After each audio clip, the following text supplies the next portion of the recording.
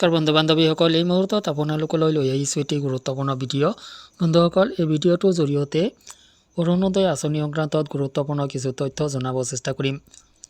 বন্ধুসকল, আমি দ্বিতীয়বাৰ অৰুণোদয়ৰ বাবে আবেদন নকৰোঁ। চৰকাৰী দুপইচা পাই পৰিয়াল চলাই থকা অৰুণোদয়ৰ হিতাধিকাৰীৰ হুংকাৰ। এই সংক্ৰান্তত গুৰুত্বপূৰ্ণ কিছু তথ্য আপোনালোকৰ সৈতে শ্বেয়াৰ কৰিব যত্ন কৰিম। মূল ভিডিঅ'টোলৈ যোৱাৰ আগতে আপোনালোকক জনাম সৰু এটা ৰিকুৱেষ্ট, এনেধৰণৰ ভিডিঅ'বোৰ নিতৌ পাবলৈ চেনেলটোলৈ নতুন আহিলে চেনেলটো ছাবস্ক্ৰাইব কৰি ল'ব। লগতে ভিডিঅ'টো যদি ফেচবুকত চাইছে পেজটো অৱশ্যেই ফ'ল' দিব।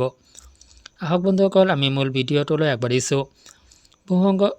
বন্ধুসকল, বহু সংখ্যক পুৰণা হিতাধিকাৰীয়ে অৰুণোদয়ৰ বাবে দ্বিতীয়বাৰ আবেদন নকৰোঁ বুলি হুংকাৰ প্ৰদান কৰিছে। চৰকাৰী দুপইচা পাই পৰিয়াল চলাই থকা এইসকল অৰুণোদয়ৰ হিতাধিকাৰীসকলে দ্বিতীয়বাৰ আবেদন কৰাৰ বাবে আগ্ৰহী নহয়। আপুনি গম পায় যে অৰুণোদয়ৰ তৃতীয় ফেজৰ জৰিয়তে পুৰণা নতুন সকলো হিতাধিকাৰীক চৰকাৰে আবেদন কৰিব দিব বুলি ঘোষণা কৰা হৈছে। আৰু যদি পুৰণা হিতাধিকাৰীসকলে পুনৰবাৰ আবেদন কৰিব লগা হয়, তেওঁলোকে অৰুণোদয়ৰ পৰা বঞ্চিত হোৱাৰ যথেষ্ট সম্ভাৱনা থাকিব। এই কাৰণে থাকিব যে বহু হিতাধিকাৰীয়ে ৰেচন কাৰ্ড অবিহনে অৰুণোদয় আঁচনিত ইনক্লুড হৈ আছে আৰু তেওঁলোকে অৰুণোদয় আঁচনিৰ পৰা বাদ পৰিব। লগতে ৰেচন কাৰ্ড যদি তেওঁলোকে নতুনকৈ লাভ কৰে, তথাপিতো অৰুণোদয় আঁচনিৰ পৰা বাদ পৰিব পাৰে, কিয়নো ৰেচন কাৰ্ড যিমানখিনি ৰেচন কাৰ্ড প্ৰদান কৰা হ'ব তাতোকৈ কম হ'ব হিতাধিকাৰী অৰুণোদয়ৰ বাবে। তো বন্ধুসকল, সকলো ক্ষেত্ৰতে বেমেজালি সৃষ্টি হোৱাৰ যথেষ্ট সম্ভাৱনা আছে।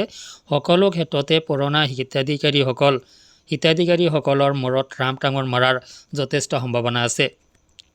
ছাপোজ যদি এনেকুৱা হয় যে যিমানখিনি লোকক ৰেচন কাৰ্ড প্ৰদান কৰা হ'ব, সকলো লোকক অৰুণোদয় হিতাধিকাৰী বনোৱা হ'ব, অৰ্থাৎ অৰুণোদয় প্ৰদান কৰা হ'ব, তেতিয়াহ'লে আৰু বেমেজালি হ'ব, কিয়নো পুৰণা হিতাধিকাৰীসকলৰ যথেষ্ট সংখ্যক হিতাধিকাৰী কৰ্তন হ'ব লাগিব। তেতিয়াহে অৰুণোদয়ত যিমানখিনি ৰেচন কাৰ্ড প্ৰদান কৰা হ'ব সিমানখিনি অৰুণোদয় হিতাধিকাৰী সমান হ'ব।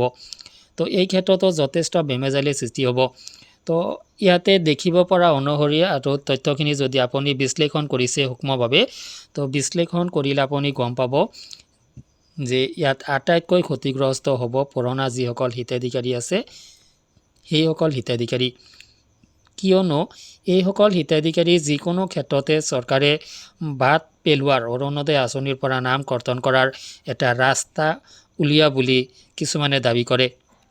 আৰু বহু হিতাধিকাৰী এনেকুৱা ভাবে যে আমি দ্বিতীয়বাৰৰ বাবে অৰুণোদয়ৰ বাবে আবেদন নকৰোঁ, কিয়নো আমি অৰুণোদয় আঁচনিত যোগ্য হোৱাৰ বাবে ইতিমধ্যে বাছনি হৈ আছোঁ।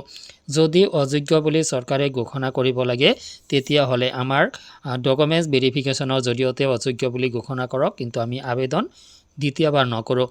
তো বন্ধুসকল, অৰুণোদয়ৰ পুৰণা হিতাধিকাৰী হিচাপে আপুনি দ্বিতীয়বাৰ আবেদন কৰাৰ পক্ষপাতী নে? তো ইয়াৰ কাৰণে আপোনাৰ কি মতামত থাকিব পাৰে, ভিডিঅ' কমেণ্ট ছেকশ্যনত আপোনাৰ পৰা জানিব বিচাৰিম। ভিডিঅ' কমেণ্ট ছেকশ্যনত কমেণ্ট কৰি আপোনাৰ মূল্যৱান মতামত জনাব। আজিলৈ এৰিছোঁ, ধন্যবাদ।